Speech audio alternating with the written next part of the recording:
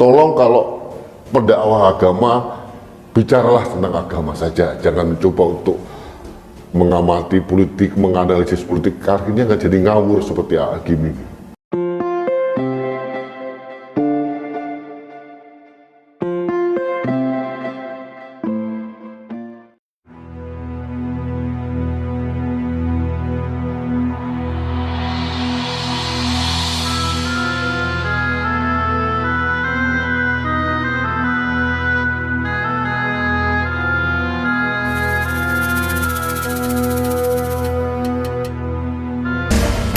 Halo sahabat Indonesia, kita bertemu lagi dalam Opini Rudy Akhir Pekan.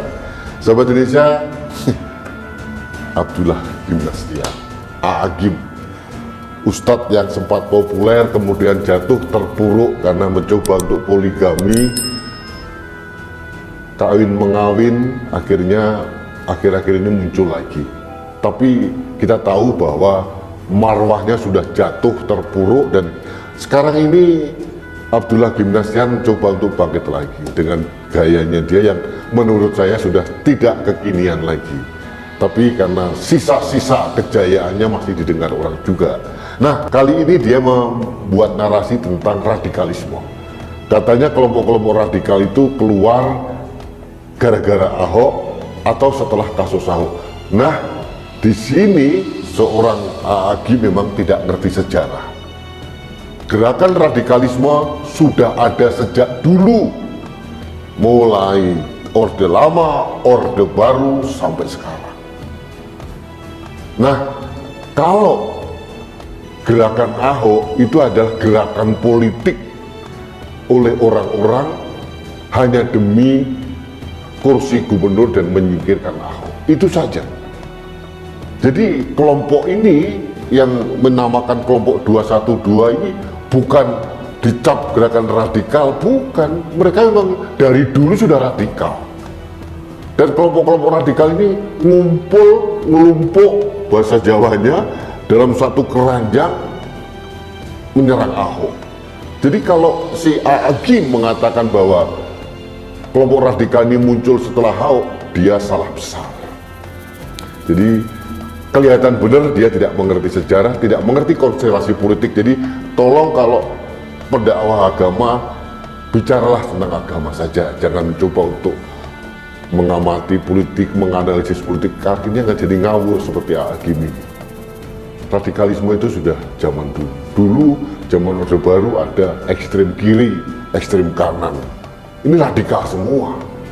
Ekstrem kiri itu adalah orang yang terindikasi komunisme, ekstrem kanan itu adalah radikalisme yang terindikasi karena radikalisme agama. Sudah lama, bahkan pada saat reformasi ini saya mempunyai pengertian baru. Ada ekstrem kiri, ekstrem kanan, juga ekstrem tengah. Ekstrem tengah adalah kelompok-kelompok yang seperti SJW ini, orang yang sangat tidak nasionalis, orang yang hanya sekedar meramaikan, orang yang mengagung-agungkan HAM tapi lupa dia berasal dari mana. Ini adalah kelompok SJW. Mereka tidak segan-segan menggadekan negeri sendiri pada asing. Demi apa? Demi HAM.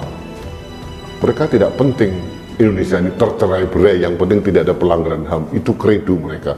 Ini ada kelompok tiga. Jadi Agim harus mulai belajar tentang konstelasi politik. Terkait dengan 212, saya harus sampaikan analisis saya bahwa memang ada pemicu bagaimana orang menumbangkan Ahok. Ada kelompok tertentu yang ingin jagoannya menang, anaknya menang, lalu mengumpulkan kekuatan untuk melawan Ahok. Kebetulan Ahok kepeleset lidah di Pulau Seribu. Ini dipakai sebagai pemicu untuk menyerang Ahok dengan dalih penistaan agama, padahal menurut saya tidak ada apa-apa. Akhirnya kelompok ini yang menamakan dirinya 212 ini adalah menjadi ajang tempat berkumpulnya kelompok-kelompok radikal, kelompok-kelompok yang mungkin tidak satu warna, satu tujuan, tapi sama persis adalah anti pemerintah, anti Pancasila. Ini kelompok-kelompok begini. Ada banyak kelompok-kelompok radikal, kelompok pro khilafah ngumpul di sini. Jadi tujuannya satu, karena mereka mempunyai musuh yang sama adalah Basuki Cahayapurnama, dan mereka berhasil. Jujur aja mereka berhasil. Karena apa? Mereka menghalalkan segala cara, mereka menggaungkan politik identitas, ada ayat mayat segala macam, ada wisata Al-Maidah, pokoknya segala cara agama dijadikan komoditi untuk mencari popularitas, uang, dan kekuasaan. Itu Pilgub tahun 2017. Jadi itu bukan awal dari radikalisme atau kelompok radikal. Radikal dari dulu sudah ada.